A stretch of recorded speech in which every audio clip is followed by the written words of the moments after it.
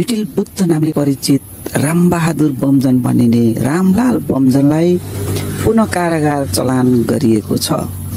बमजनलाई सम्पत्ति शुद्धिकरण मुद्दामा जिल्ला अदालत सर्लाहीले पूर्वपक्षको लागि कारागार चलान गर्ने आदेश दिएको हो।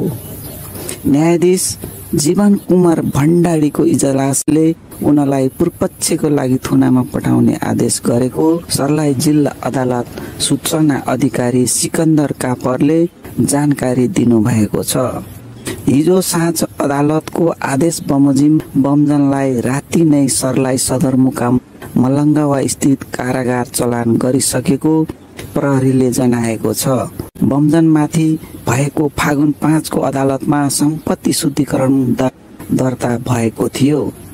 यसअघि सर्लाही जिल्ला अदालतले उनीमाथि यौन दुराचार मुद्दामा 2081 असार 10 गते 10 वर्ष कैद र 5 लाख रुपैयाँ क्षतिपूर्तिको सजाय तोकेको थियो।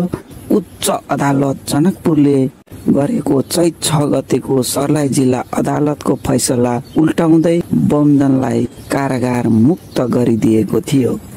मुद्दा सुनवाईको क्रम विभाजित धर्मगुरुहरूका अनुयायीहरू जिल्ला अदालत अगाडि भेला भएका छन्।